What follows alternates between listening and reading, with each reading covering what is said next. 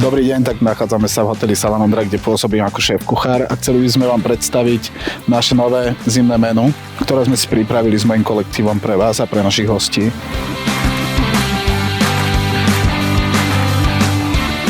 Našim zimným menu chceme prepojiť jedlá šťavnického regiónu, spojenie tradičnej kuchyne s lokálnymi surovinami v našom modernom šate.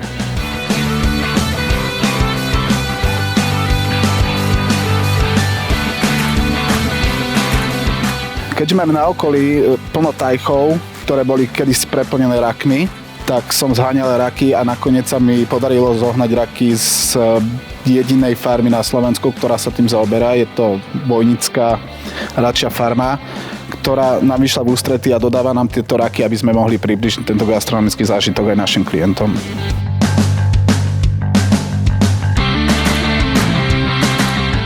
Snažíme sa našim klientom poskytnúť nežen vizuálny zážitok zo Šťavnických vrchov, ale snažíme sa aj o gastronomický zážitok. Keďže máme jeseň a blíži sa nám zima, snažili sme sa využiť naozaj sezónne veci, tekvica, gaštany. A keďže sme v horách, tak máme naše hríby, ktoré sme si za sezónu nazbierali. Za hotelom máme náš vlastný včelín alebo včelie úly a v sezóne si pestujeme aj vlastnú zeleninu.